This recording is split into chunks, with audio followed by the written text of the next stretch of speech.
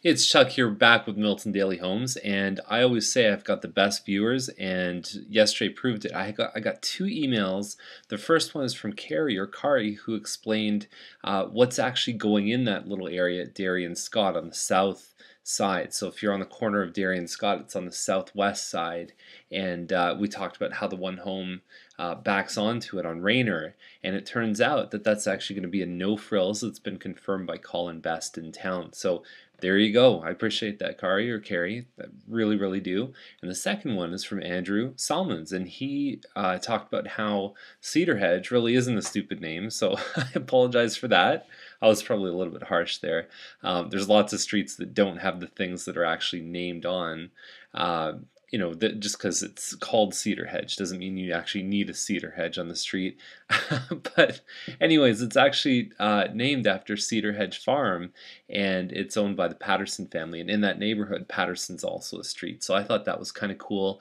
And I've posted a link actually right below the video on the Milton Daily Homes site about a bunch of other cool things about Milton streets and in the areas too. So you can check that out, a bit of the history on some of the street names. And whenever you see some of the street signs in Milton, they have a little poppy on it. It means that it was actually a war hero that the street was named after. So anyhow, that's some fun stuff to start us off. But we have 9 properties today, and the first one is at 706 Shortreed. It's at 315. Now my wife saw this one yesterday, and she said it's a bit of a hot mess inside. She said it's very dirty, and there's California shutters inside, but no hardwood, anything like that.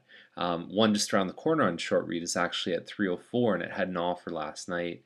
So there you go. I think they're a bit high on price. 315 Hobbs Crescent, 364.9. Now this one looks like a real winner. I like it a lot. It's an end unit townhome, and when you look at the pictures, nice hardwood, beautiful design. Everything looks fantastic in this one. And there's the kitchen there, shot of the kitchen. And I've seen this layout before. It is actually a really nice one.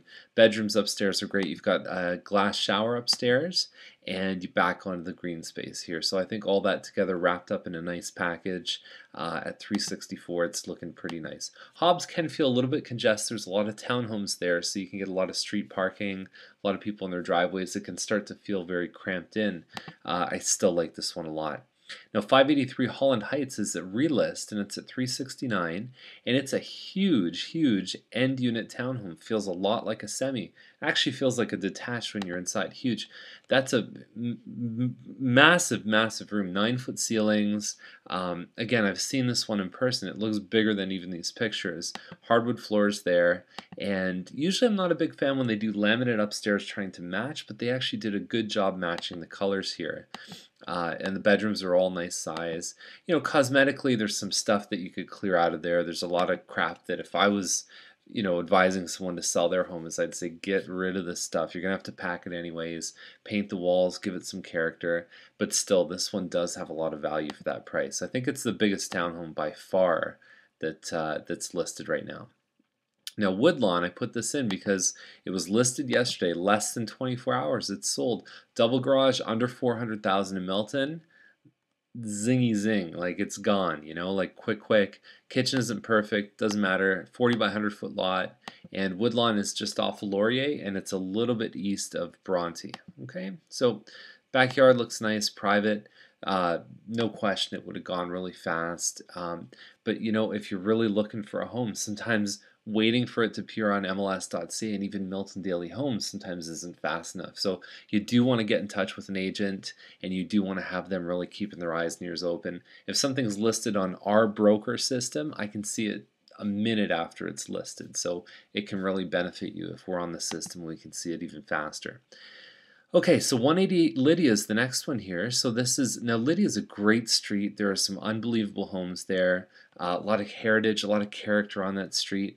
Now this one doesn't look like it's especially, the curb appeal isn't great on it.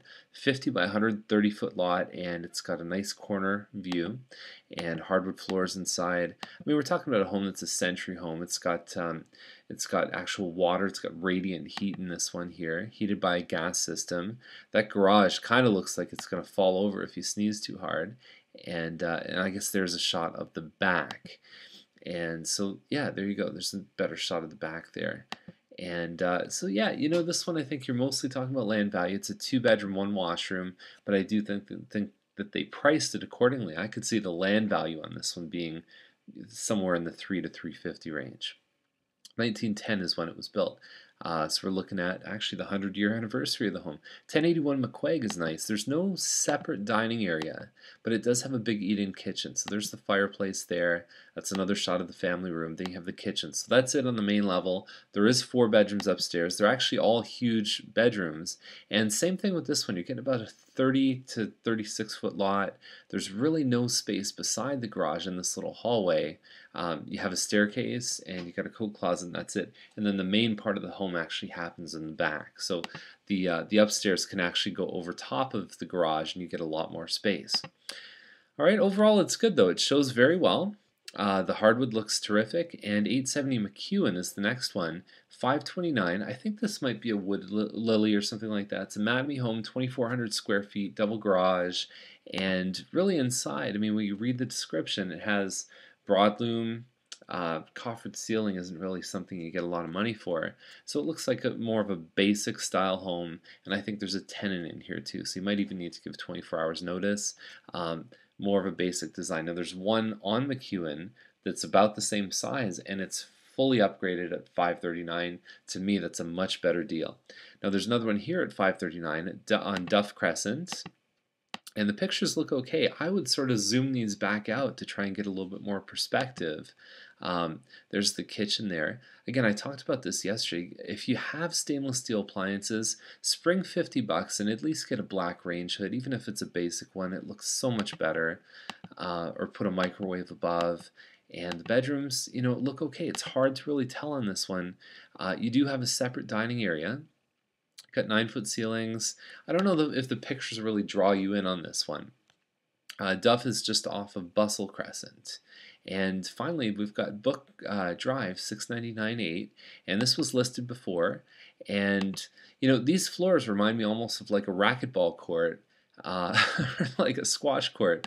On paper, it adds value having hardwood, but I can't see that really being to a lot of people's taste. People now want the dark stuff. They want the cappuccino. They want the dark stain on them. So backsplash, it has a lot of features in here. Hardwood upstairs.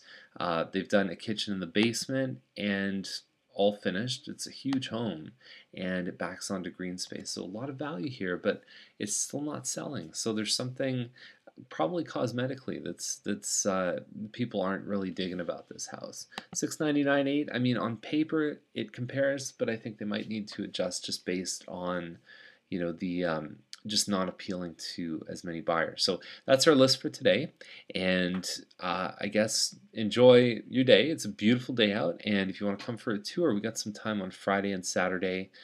We can probably fit something in on Thursday for you too. So see you later. Bye.